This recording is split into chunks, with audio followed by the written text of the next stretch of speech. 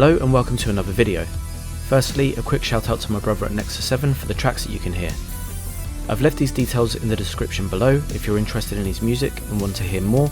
Also, if you enjoyed this video, please leave a like, subscribe and hit that notification bell for future updates. It will really help this channel to grow.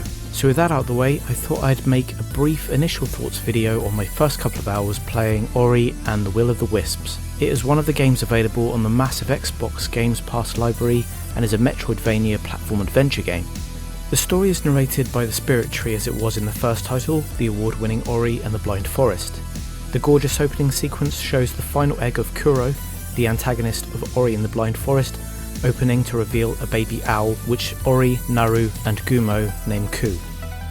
Ku is beloved by all, but can't shake the feeling of the call to take flight. Unfortunately, however, Ku was born with a damaged wing and is unable to fly. After one of Ku's failed attempts at flight, Ku goes off upset and is found by Ori, who sits with her through the night. When Ori has an idea, Ori finds one of Kuro's feathers which Gumo is able to attach, and Ku makes her first flight ridden by Ori. Unfortunately, her maiden flight doesn't go well and they end up in a freak storm that results in the loss of the feather which comprises of Ku's makeshift wing. Ori and Ku both plummet to the ground and are separated. This is where you take control and try to unite the lost friends. Unlike Ori in the Blind Forest, you start off with the ability to climb up walls and to scale moss-covered surfaces.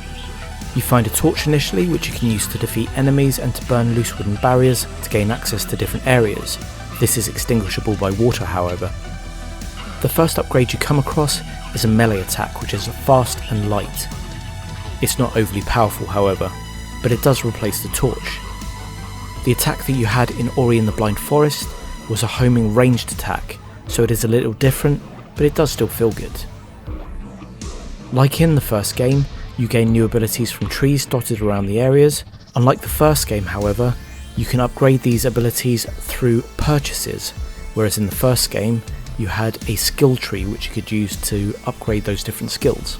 You can also use the golden orbs in Ori this time round to purchase maps and to purchase melee mods. Now the melee mods can change your melee skill significantly. As I said earlier, you start off with a really light fast attack, but as you can see in the clip now, I'm using a heavy and slower attack, which hits a lot harder. In addition to the melee skill, I found a bow early on through my run, which can be used in combat or for puzzles as well.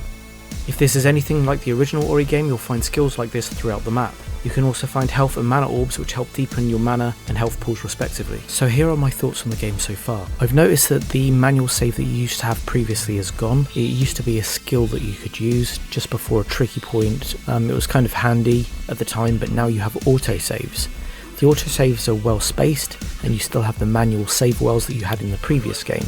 I will come back to the saves though later on. The controls, however, are tight and responsive, and fights can be a bit tricky at times, which is refreshing to see in a game that's orientated towards everyone. The game also looks absolutely stunning in 4K. I've only got a couple of minor gripes from my couple of hours of playing the game so far, the first of which being that every now and again you do get a bit of slowdown. I have been capturing this at 1080p, but I did play it also on 4K on my normal TV, and didn't notice it happening anymore because of the 4K. It only happened a couple of times during my playthrough anyway. The other thing was the saves. As I said, it does use an autosave function. On the occasion, however, if you die in the middle of combat, you may have wiped something out or you may have just fallen off the edge of something, it can respawn things around you where the autosave was, meaning that you're being attacked from the instant you're loading in. Ori and the Will of the Wisps has been enjoyable for the short time that I've played it so far, and I can see it being fun for the whole family. My 8-year-old son has been asking me to download it for him, and I've noticed my wife peering over my shoulder at it a few times. Ori and the Blind Forest and Ori and the Will of the Wisps are both available on the Xbox Game Pass, so there's no reason not to give it a go if this is your jam, or if you want to try something new. I hope you've enjoyed the video, and until next time, thanks for watching.